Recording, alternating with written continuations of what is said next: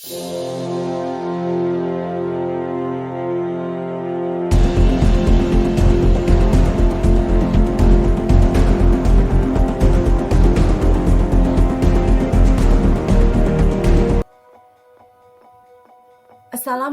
warahmatullahi wabarakatuh.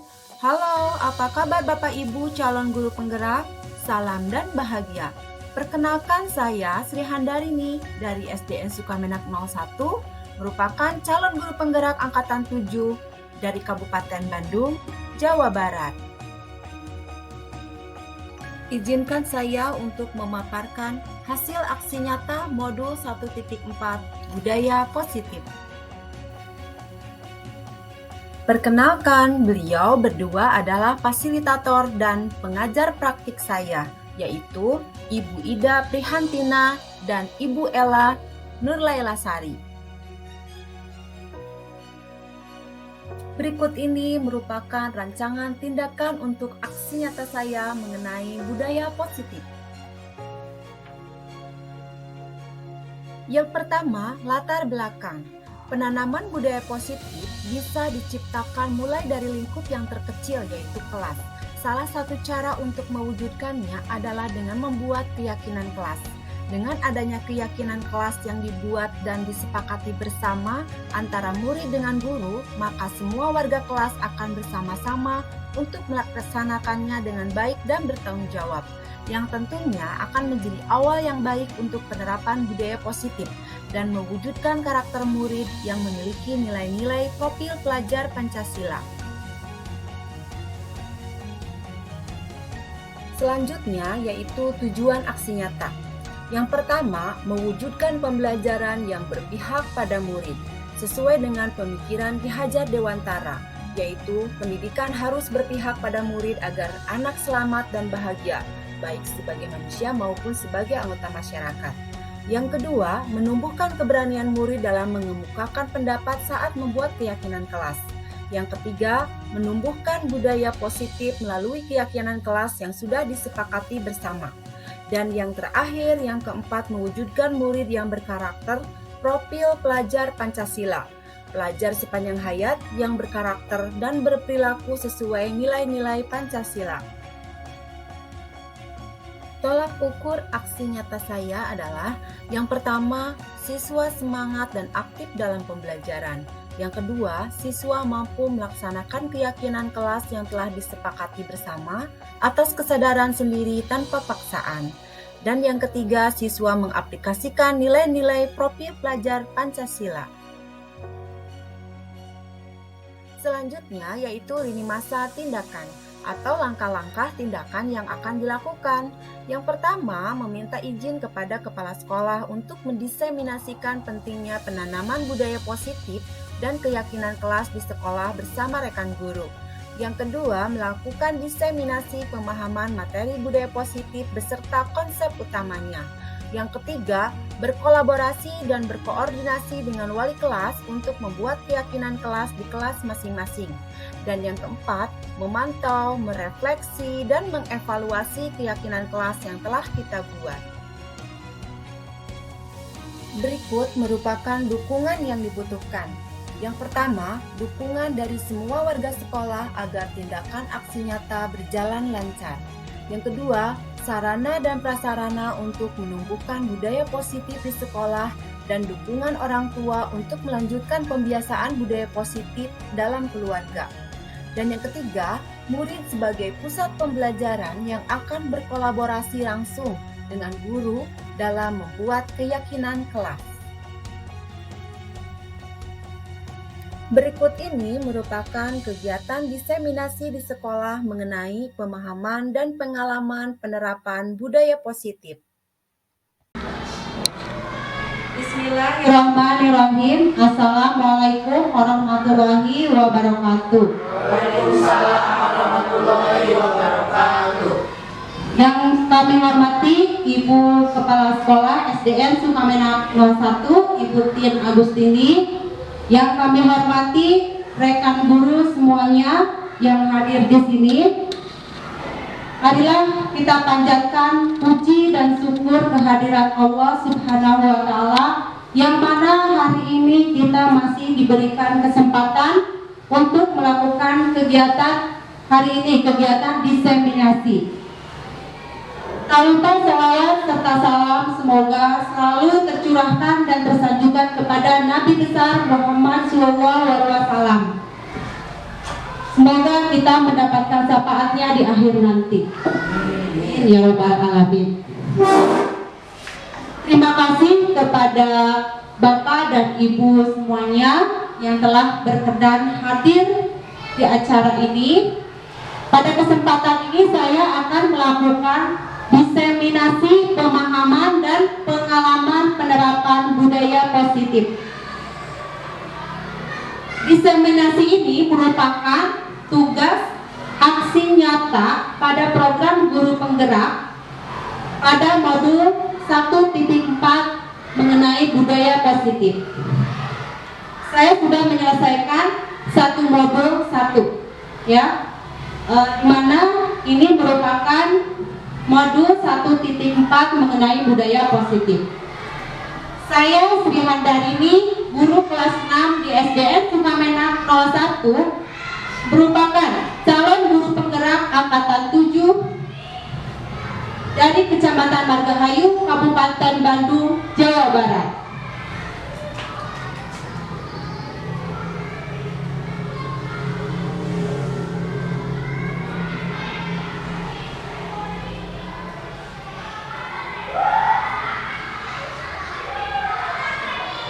Baik Bapak Ibu, saya mulai dari materi budaya positif. Budaya positif dapat diartikan budaya merupakan kebiasaan, ya. Positif adalah kebaikan. Jadi kebiasaan baik yang harus kita terapkan di lingkungan sekolah. Menurut Bapak Ibu semuanya, apakah budaya positif itu harus kita lakukan di sekolah? Ya, harus. Ya. Karena budaya positif perlu kita lakukan di sekolah karena sekolah merupakan institusi tempat bertumbuh kembangnya pembentukan karakter murid yang diharapkan sesuai dengan profil pelajar Pancasila. Suasana positif sangat mendukung untuk menciptakan pembelajaran yang kondusif, pembelajaran yang menyenangkan juga. Kemudian dengan suasana yang positif, murid dan guru akan menemukan suatu kondisi pembelajaran yang menyenangkan, sehingga proses pembelajaran akan berjalan tanpa suatu beban, tetapi menjadikan suatu kebutuhan. Maka budaya positif dapat diartikan yaitu nilai-nilai, keyakinan-keyakinan dan kebiasaan-kebiasaan di sekolah yang berpihak pada murid, agar murid dapat berkembang menjadi pribadi yang kritis, penuh hormat dan bertanggung jawab.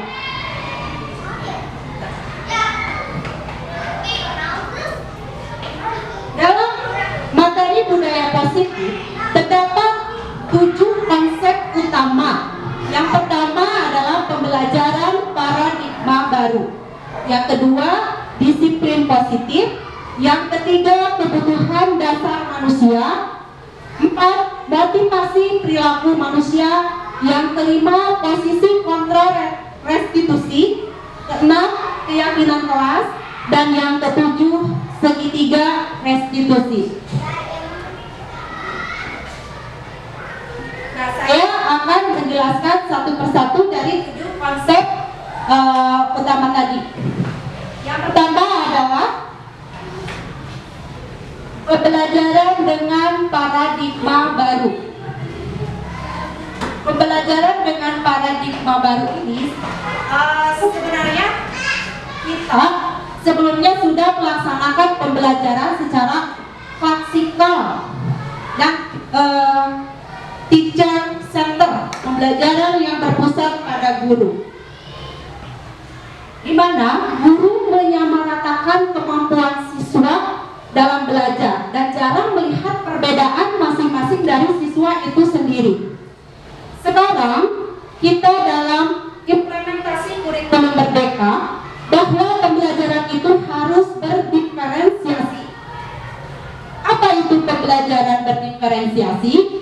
Pembelajaran berdiferensiasi itu adalah pembelajaran di mana guru mengakomodir semua kebutuhan belajar murid, kemudian guru memfasilitasi murid sesuai dengan kebutuhannya, karena setiap murid mempunyai karakteristik yang berbeda-beda sehingga tidak bisa diberi perlakuan yang sama. Pembelajaran paradigma baru dapat diartikan yaitu pembelajaran yang dirancang berdasarkan prinsip pembelajaran yang terdiferensiasi sehingga setiap siswa belajar sesuai dengan kebutuhan dari tahap perkembangannya untuk mewujudkan profil pelajar Pancasila.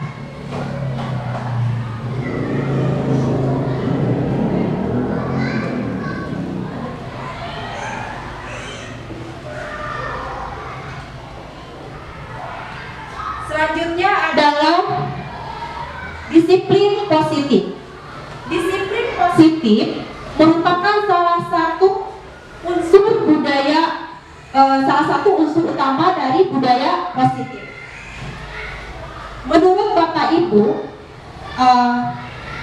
apa pengertian dari disiplin?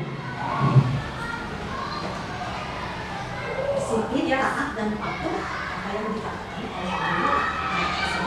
oleh guru. Berarti kepatuhan ya. Ya. Kemudian apa? Tepat waktu. Tepat waktu, ya. Disiplin. Jadi dalam budaya kita makna disiplin itu dimaknai menjadi sesuatu yang dilakukan oleh seseorang kepada orang lain untuk mendapatkan kepatuhan, dan kita cenderung menghubungkan kata disiplin itu dengan ketidaknyamanan. Nah, kita sebagai pendidik menerapkan disiplin positif itu bertujuan untuk menciptakan anak-anak yang memiliki disiplin diri sehingga mereka bisa berperilaku dengan mengacu pada nilai-nilai kebajikan universal dan memiliki motivasi intrinsik, bukan motivasi ekstrinsik. Motivasi intrinsik itu adalah motivasi yang berdasarkan dari kesadaran diri sendiri, bukan karena pengaruh dari luar. Sehingga disiplin positif itu merupakan suatu cara penerapan disiplin yang bertujuan untuk menumbuhkan kesadaran serta memberdayakan murid untuk melakukan sesuatu tanpa sogokkan, ancaman maupun hukuman.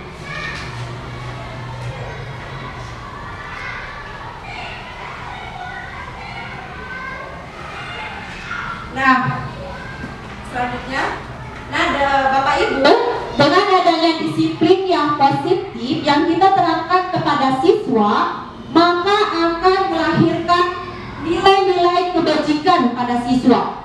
Nilai-nilai kebajikan itu banyak sekali ya, Bapak Ibu.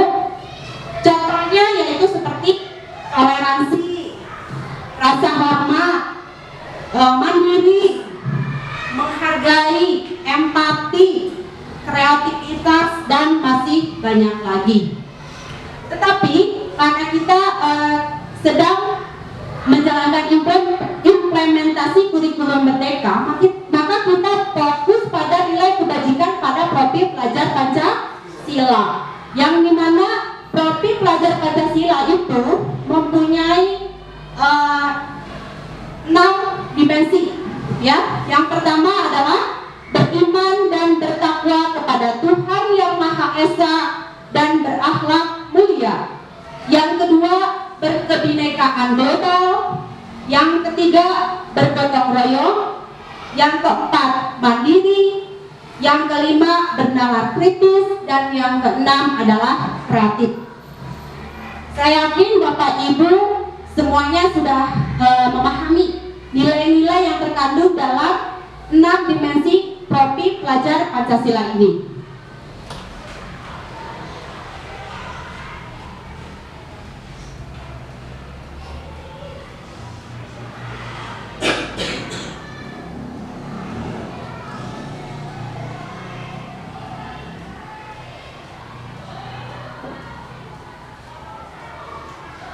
Ya, untuk selanjutnya dalam melakukan sesuatu kita pasti memerlukan kebutuhan dasar yang melatar belakangi tingkah laku manusia. Di sini ada 5 kebutuhan dasar manusia. Yang pertama adalah kebutuhan bertahan hidup atau survival. Ya, ini bersifat fisiologis.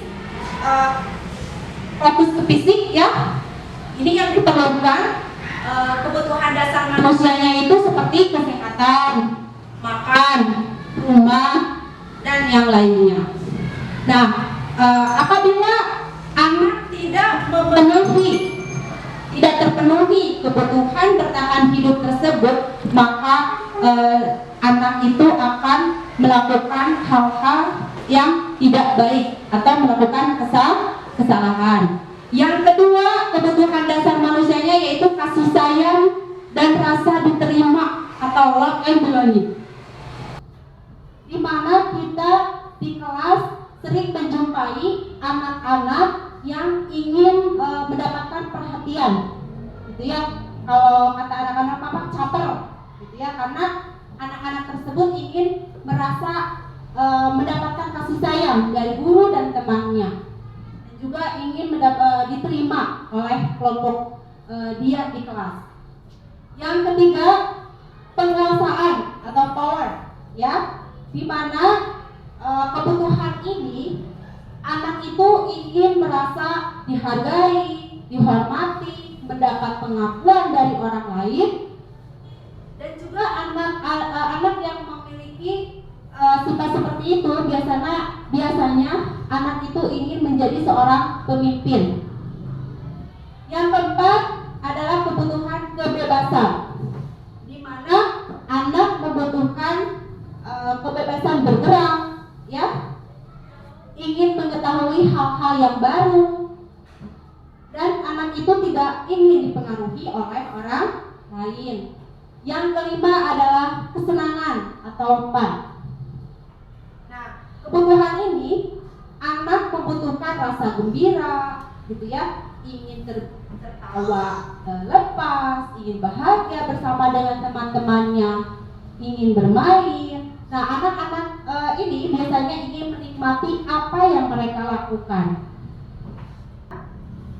Dari kebutuhan dasar tadi yang harus terpenuhi, maka muncullah motivasi perilaku manusia.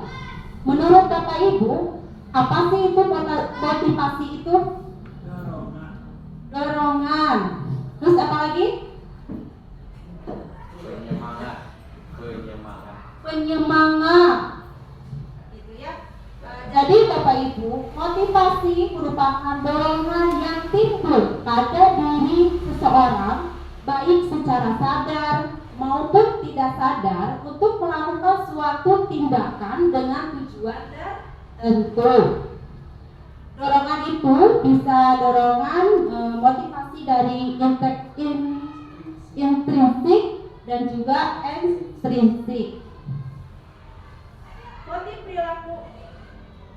Motivasi perilaku manusia itu, yang pertama, menurut Diane Gosen dalam bukunya Restructuring School Discipline, menyatakan ada 3 alasan motivasi perilaku manusia, yaitu yang pertama, menghindari ketidaknyamanan atau hukuman. Nah, di sini anak melakukan perilaku disiplin karena anak itu takut hukuman. Ya. Yang kedua, mendapat imbalan atau penghargaan dari orang lain. Di sini anak melakukan kedisiplinan karena dia berharap akan mendapatkan imbalan atau penghargaan dari orang lain. Ini merupakan motivasi ekstrinsik, motivasi yang berasal dari luar. Yang ketiga ini adalah motivasi yang paling bagus, yaitu menghargai nilai-nilai kebajikan diri sendiri. Ini anak melakukan disiplin positif karena dia sadar dengan melakukan kedisiplinan positif itu, melakukannya yaitu dengan nilai kebajikan yang ada dalam dirinya, dan itu merupakan motivasi intrinsik, motivasi yang berasal dari dalam dirinya sendiri dengan sadar, gitu ya. Selanjutnya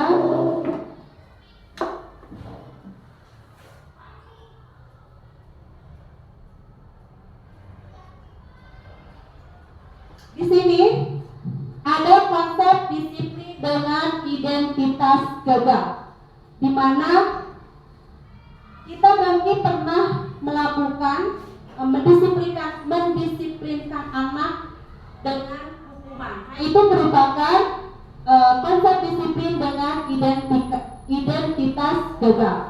Nah, di sini ada hukuman, di mana siswa melakukan kesalahan, guru menghukum, itu akan menyakitkan, apalagi hukumannya berupa fisik.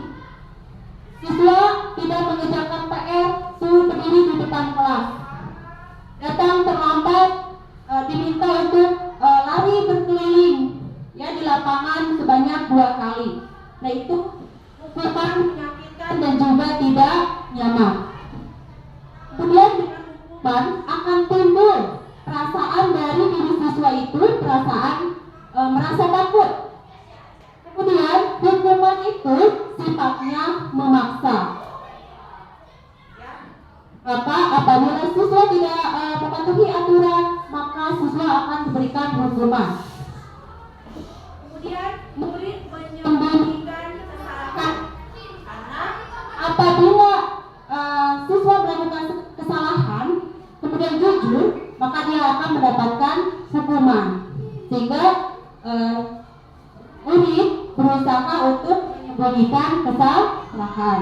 Kemudian dengan hukuman, murid nanti akan menjadi rendah diri karena malu, karena setelah melakukan kesalahan guru menghukumnya. Kemudian konsep disiplin dengan identitas gagal juga ini ketika kita memberikan penghargaan kepada siswa. Penghargaan itu tidak efektif, Bapak Ibu, karena akan menyebabkan kecemburuan, rasa iri, gitu ya. Maka siswa apabila melakukan kebaikan atau mendapatkan nilai bagus, kita memberikan penghargaan. Nah, nanti siswa yang lain yang mendapatkan nilai yang rendah, yang di bawah KKM, pasti akan iri. Pasti bu guru itu memberikan hadiah pasti ke orangnya yang itu aja. Saya kapan, gitu kan? Nah, maka penghargaan itu tidak efektif. Yang kedua, merusak hubungan. Nah, seperti tadi, merusak hubungan ya, karena siswa itu menganggap bahwa dengan penghargaan itu siswa merasa orang yang mendapatkan penghargaan itu yang itu lagi, gitu ya. Kemudian yang ketiga, mematikan kreativitas. Di sini siswa merasa bahwa saya udah melakukan tugas sedikit aja, saya sudah mendapatkan penghargaan. Yang lain tidak mampu seperti saya, gitu. Udahlah, saya mah sedikit melakukan melakukan prestasi di kelas atau melakukan pengerjaan soal-soal, dengan sedikit aja saya sudah mendapatkan nilai yang bagus. Jadi dia tidak ada motivasi yang lebih baik lagi. Kemudian menghukum dengan sistem ranking. Nah, Bapak Ibu, sebenarnya dengan kita memberikan ranking itu sebenarnya tidak bagus untuk siswa. Memang akan termotivasi untuk siswa yang rankingnya 1 sampai 10. Tetapi untuk yang siswa yang tidak mendapatkan ranking, ya, mendapatkan ranking itu 10 ke atas, dia akan merasa minder, gitu ya, malu, merasa bahwa saya itu gagal dalam belajar. Kemudian orang tua juga, ya, orang tua juga akan merasa kenapa anak saya tidak masuk ranking, saya telah gagal mendidiknya di rumah. Nah gitu. Kemudian merampas hak untuk menghargai dirinya, ya, dengan penghargaan itu merampas hak untuk menghargai dirinya. Jadi ketika anak sudah mendapatkan nilai yang bagus, anak itu sudah merasa senang kan di dalam hatinya. Ternyata malah sama orang tuanya itu malah diberikan hadiah. Kenapa ya saya diberikan hadiah? Padahal saya juga sudah bangga ini, gitu, mendapatkan nilai yang bagus. Maka penghargaan itu tidak baik.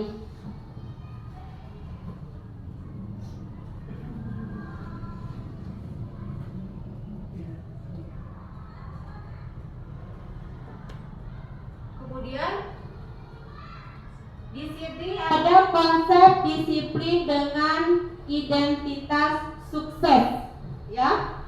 Di sini ada konsekuensi. Apa itu Bapak Ibu konsekuensi?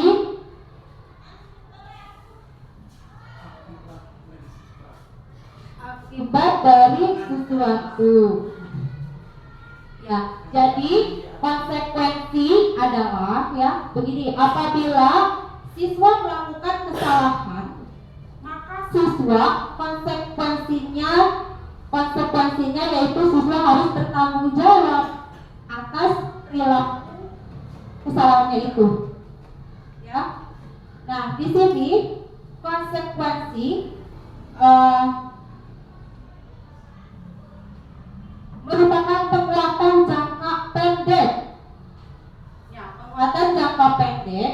Di sini siswa yang diberikan konsekuensi akan tahu, ya, dalam jangka pendeknya, yaitu akan tertanam di dalam dirinya bahwa ketika dia melakukan kesalahan maka segera dia harus memperbaikinya. Yang kedua, perlu monitoring berkelanjutan. Nah, contohnya kasusnya seperti ini. Ada siswa yang membuang sampah sembarangan di kelas, ya. Kemudian guru memberikan stimulus kepada siswa supaya membersihkan sampahnya itu untuk membuangnya ke tong sampah. Maka siswa merespon, sampahnya itu segera dibuang ke tong sampah. Nah, di sini dengan konsekuensi yaitu perlu monitoring berkelanjutan. Apakah sudah diberikan konsekuensi seperti itu? Apakah dia akan berubah, berlanjut lebih baik, gitu ya? Atau mengulangi kembali? Nah, di sini stimulus dan respon seperti yang tadi saya sudah jelaskan, ya. Stimulus, guru yang memberikan stimulus dan siswa meresponnya.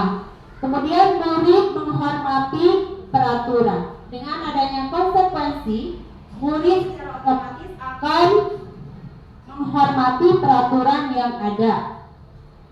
Kemudian kehilangan waktu untuk merenungi kesalahan. Ya, dengan penerapan konsekuensi kepada siswa, ketika siswa melakukan kesalahan, contohnya tadi, siswa membuang sampah di kelas, dia tidak perlu harus berpikir, diapain ya, gitu kan?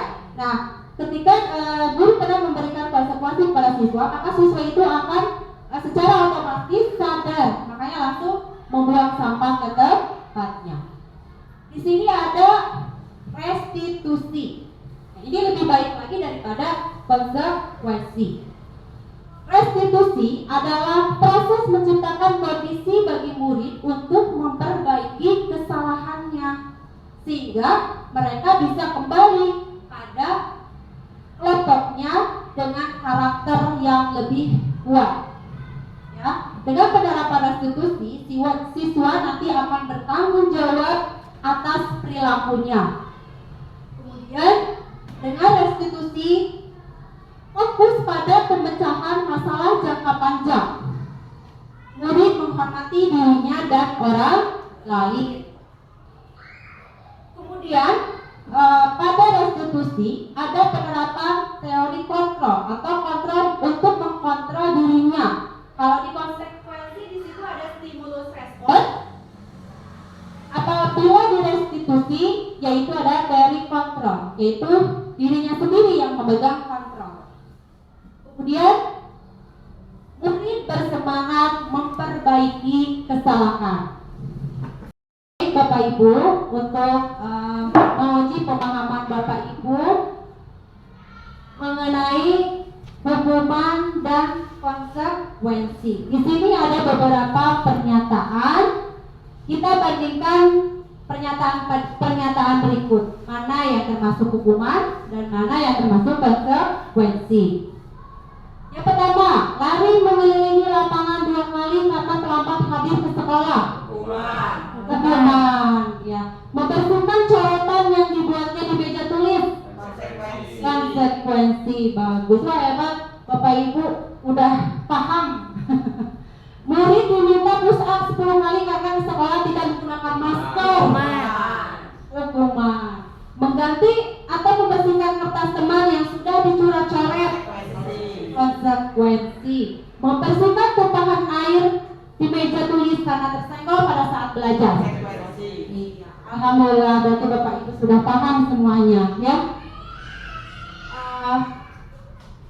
Di sini yang tadi, gitu ya. Jadi hukuman itu lebih kita itu memegang kontrol terhadap murid dengan tindakan menurut kita terbaik untuk murid, untuk mendisiplinkan murid. Tapi kalau konsekuensi ada nilai positifnya untuk motivasi intrinsik siswa. Selanjutnya, di sini ada konsep disiplin pendekatan restitusi. Ya, restitusi ini adalah sebuah cara menanamkan disiplin positif pada murid. Restitusi menguatkan dalam jangka panjang, kemudian bertanggung jawab atas perilakunya. Juga fokus pada pemecahan masalah dan murid sadar secara intrinsik terhadap kesalahannya dan berusaha untuk memperbaiki dirinya ke hal yang lebih baik. Di sini ada pengertian restitusi. Restitusi adalah proses menciptakan kondisi bagi murid untuk memperbaiki kesalahan mereka sehingga mereka bisa kembali kepada kelompok mereka dengan karakter yang lebih kuat. Ini menurut dosen tahun 2004. Di sini ada ciri-ciri restitusi. Yang pertama, restitusi itu bukan menebus kesalahan, namun belajar dari kesalahan. Kemudian memperbaiki hubungan, tawaran bukan paksaan, mencari kebutuhan dasar yang mendasari tindakan. Siswa melakukan kesalahan itu dengan restitusi, maka dilihat dulu kenapa anak itu melakukan kesalahan, kebutuhan dasar apa yang belum terpenuhi oleh siswa tersebut. Kemudian fokus pada karakter bukan tindakan, menguatkan dan fokus pada solusi. Selanjutnya adalah perbedaan hukuman, konsekuensi, dan restitusi. Di sini ada sebuah kasus, ya, siswa ketika istirahat mengganggu teman dengan mendorongnya sampai terjatuh. Nah, posisi guru, ibu-ibu di sini posisinya di mana? Apakah ibu sebagai penghukum, pemberi konsekuensi, atau menerapkan restitusi? Apabila guru menerapkan hukuman kepada siswa yang melanggar atau melakukan kesalahan, pasti guru akan memberikan hukuman seperti siswa berdiri di depan kelas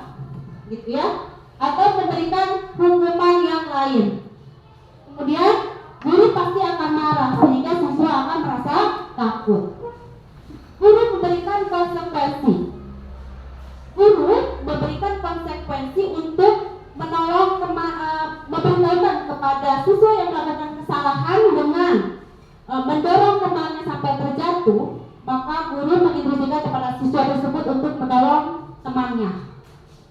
Di sini guru tegas dan menghormati peraturan. Nah, yang ketiga, ini yang paling baik adalah restitusi. Di sini guru menanyakan keyakinan kelas dan membantu siswa menyelesaikan permasalahannya. Nanti kita bahas untuk selanjutnya bagaimana cara membuat keyakinan kelas. Di sini guru terbuka dan siswa menghormati dirinya dan orang lain.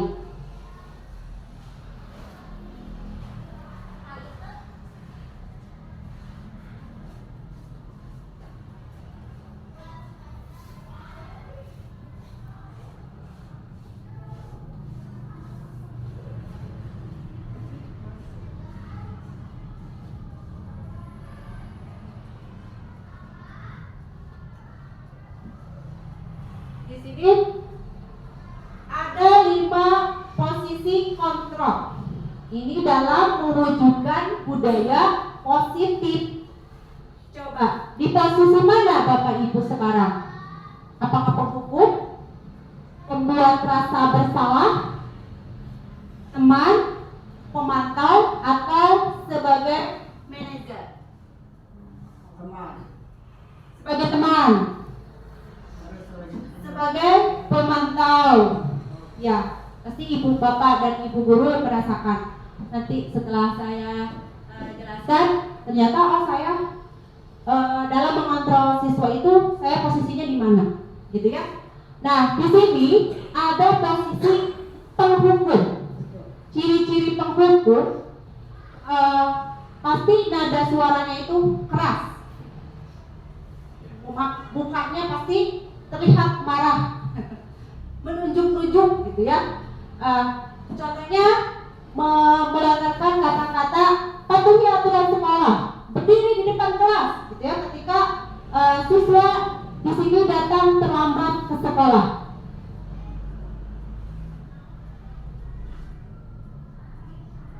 Yang kedua adalah membuat rasa bersalah.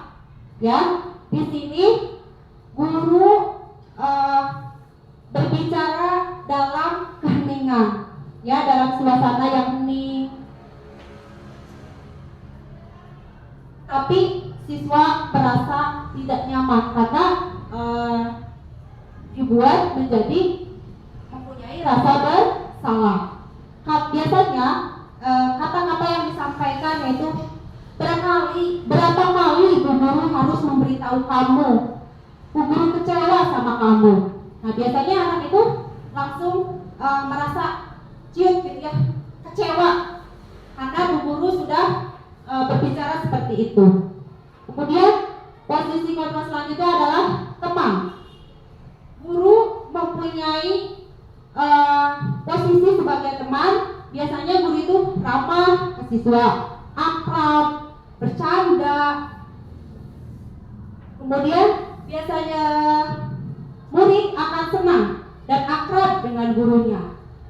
Nah, di sini biasanya posisi guru yang memposisikan dirinya sebagai teman kepada siswa, dia akan berbicara kepada siswa yang datang terlambat ke sekolah seperti ini. Ayolah yang tertib, buat ibu guru bangga. Kali ini tidak apa-apa kamu salah. Nah, gitu ya. Di sini ada posisi pemantau. Pemantau itu kita dapat diartikan yaitu mengawasi, gitu ya. Mengawasi dan bertanggung jawab atas perilaku orang yang sedang kita awasi. Tetapi memantaunya juga berdasarkan peraturan dan konsekuensi. Biasanya guru sebagai pemantau akan berbicara seperti ini ketika siswa datang terlambat ke sekolah. Kamu sudah melanggar aturan. Aturan apa coba yang kamu langgar? Gitu kan? Karena dipantau terus. Ada catatannya, gitu ya. Kemudian yang terakhir adalah posisi manajer, ya. Di mana dalam posisi ini siswa diberikan kesempatan untuk menyelesaikan masalahnya dibantu oleh guru. Biasanya guru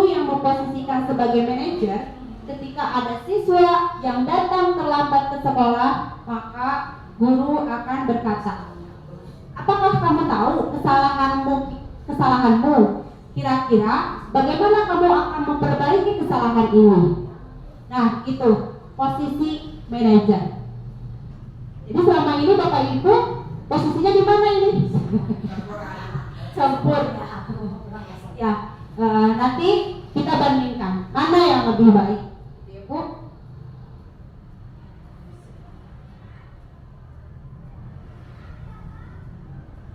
Untuk selanjutnya adalah, nah, ini adalah keyakinan kelas. Keyakinan kelas ini adalah langkah yang kita ambil dalam menerapkan disiplin positif. Mengapa keyakinan kelas? Mengapa tidak peraturan kelas saja? Menurut Bapak Ibu, mengapa harus keyakinan kelas atau mengapa tidak peraturan kelas? Peraturan kelas, ya. Coba kita di sini ada ilustrasi. Mengapa kita memiliki peraturan tentang penggunaan helm pada saat mengendari kendaraan roda 2? Naik motor, kita harus pakai helm. Kenapa coba? Untuk melindungi diri, untuk keselamatan, gitu kan? Dan juga supaya tidak ditilang. Ya, berarti peraturan. Kemudian ilustrasi yang kedua adalah mengapa kita memiliki peraturan tentang penggunaan masker dan mencuci tangan setiap saat. Untuk apa coba? Untuk menjaga kesehatan, supaya kita itu terhindar dari virus. Nah, keselamatan, keamanan, kesehatan itu merupakan keyakinan, ya, yang muncul dalam diri kita sendiri. Kalau kita tidak pakai helm, kita pasti akan, apabila kecelakaan, maka kita akan parah, gitu ya, akibatnya. Dan apabila kita tidak menggunakan masker, tidak rajin cuci tangan, maka kita itu akan mudah terkena virus. Nah, itu yang dimaksud dengan keyakinan. Beda dengan peraturan. Peraturan itu sifatnya lebih memaksa dengan hukuman. Apabila tidak memakai helm di jalanan, maka akan ditilang, gitu ya. Tapi kalau keyakinan itu apabila kita melanggar, maka akan mendapatkan konsekuensi pada kita diri sendiri.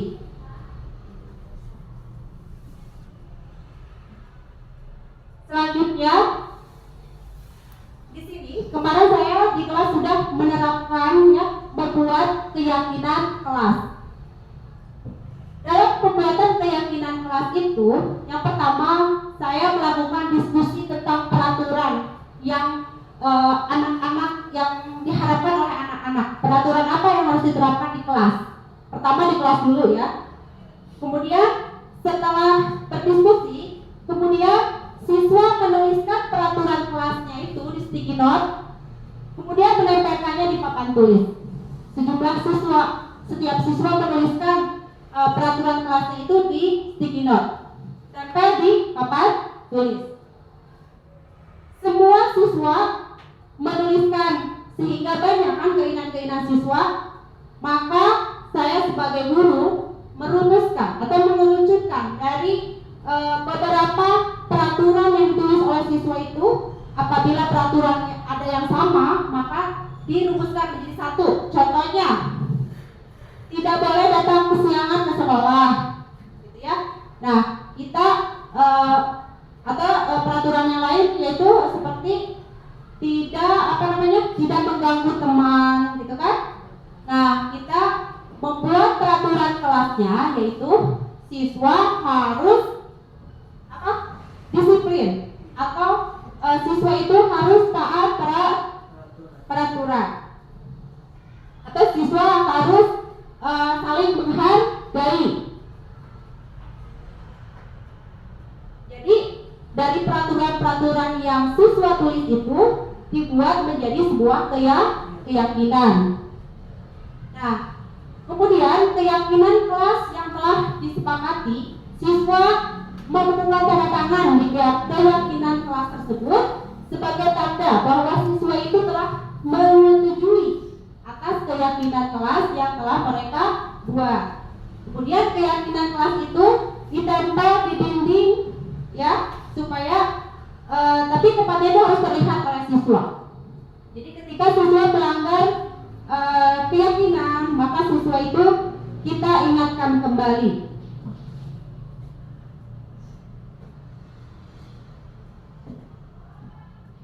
Selanjutnya di sini langkah-langkah membentuk keyakinan kelas. Yang pertama, keyakinan kelas bersifat lebih abstrak daripada peraturan yang lebih rinci dan nyata. Yang kedua, keyakinan kelas berupa pernyataan-pernyataan universal, pernyataan-pernyataan yang umum yang biasa dilanggar siswa di kelas. Pernyataan keyakinan kelas selalu dibuat dalam bentuk positif. Keyakinan kelas harusnya dibuat tidak terlalu banyak. Ya kan, seperti tadi di kelas itu kan siswa banyak, pasti keinginannya itu banyak. Nah, kita merumuskannya ya maksimal ada 6 keyakinan kelas sehingga mudah diingat dan dipahami oleh semua anggota kelas. Keyakinan kelas hendaknya sesuatu yang dapat diterapkan di lingkungan itu. Semua anggota kelas hendaknya ikut berkontribusi dalam pembuatan keyakinan kelas melalui kegiatan curah pendapat. Jadi keyakinan kelas itu dihasilkan dari pendapat-pendapat siswa, gitu ya, bukan dari pendapat guru. Semua anggota kelas bersedia meninjau kembali keyakinan kelas dari waktu ke waktu. Nah, ini contoh keyakinan kelas. Contohnya seperti ini. Setiap anggota kelas perlu belajar. Setiap anggota kelas perlu senang. Setiap anggota kelas perlu melakukan tugas. Setiap anggota kelas perlu saling menghargai.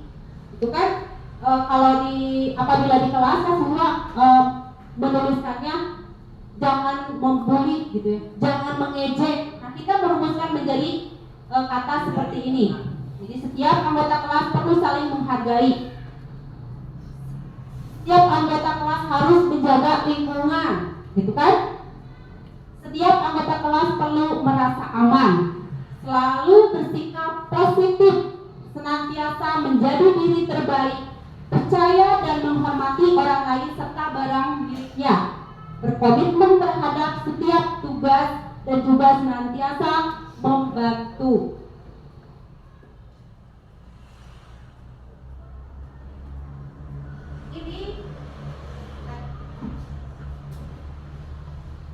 Ini yang terakhir konsep dari budaya positif, yaitu penerapan segitiga restitusi, ya.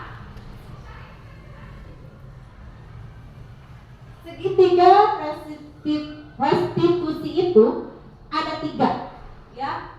Yang pertama adalah menstabilkan identitas, yang kedua adalah validasi tindakan yang salah, yang ketiga adalah menanyakan keyakinan. Segitiga restitusi ini merupakan tahapan atau langkah pada saat kita membantu murid dalam menanamkan disiplin positif. Saya akan menjelaskan satu persatu. Yang pertama adalah tahap menstabilkan identitas. Pada tahap ini, guru tidak langsung memvonis bahwa siswa itu salah, gitu ya. Di sini dengan menstabilkan identitas, guru bertujuan untuk mengembalikan posisi identitas gagal karena siswa melakukan kesalahan menjadi identitas sukses, gitu ya. Yang kedua adalah validasi tindakan yang salah. Di sini guru memberi kesempatan kepada siswa, ya, untuk mengetahui alasan dia melakukan kesalahan itu apa, gitu ya. Pasti ada kebutuhan dasar yang tidak terpenuhi sehingga siswa itu melakukan kesalahan. Maka guru harus memvalidasi tindakan yang salah tersebut. Contohnya, biasanya guru akan mengucapkan kata-kata kepada siswa yang melakukan kesalahan, yaitu kamu pasti punya alasan kenapa kamu melakukan kesalahan tersebut. Maaf, tadi saya tidak memberikan contoh dalam menstabilkan identitas. Ya, biasanya guru pada tahap menstabilkan identitas, guru akan berbicara kepada siswa yang melakukan kesalahan itu berupa begini. Semua orang itu pasti pernah melakukan kesalahan. Manusia itu tidak ada yang sempurna, gitu ya. Kemudian saya juga pernah melakukan kesalahan, tetapi berusaha untuk memperbaikinya, supaya siswa itu dalam hatinya tidak merasa gagal, tapi mempunyai kesempatan untuk menjadi sukses. Nah, pada validasi tindakan yang salah, biasanya guru akan mengucapkan seperti tadi itu, kamu pasti punya alasan kenapa kamu melakukan kesalahan tersebut.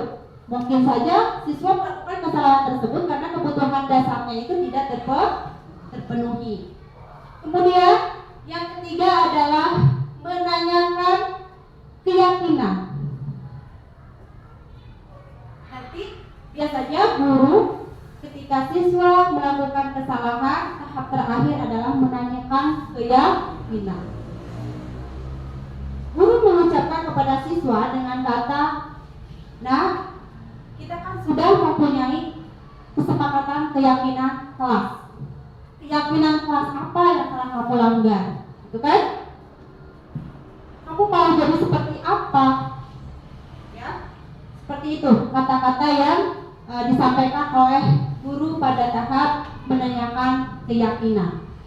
Di sini kemarin saya sudah menerapkan 2 kasus penerapan segitiga restitusi. Saya akan memutarkan videonya. Ya, ini adalah contoh penerapan budaya positif menggunakan segitiga restitusi.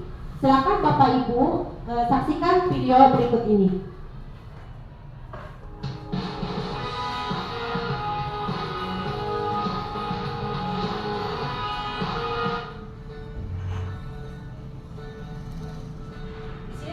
Satu, ketika guru sedang menjelaskan materi pelajaran, Nabila terlihat bersembunyi di belakang bukunya yang diposisikan berdiri. Nabila terlihat sedang asik membuka sosial media di handphonenya. Berikut adalah skenario permasalahan dan penyelesaian masalah menggunakan segitiga restitusi.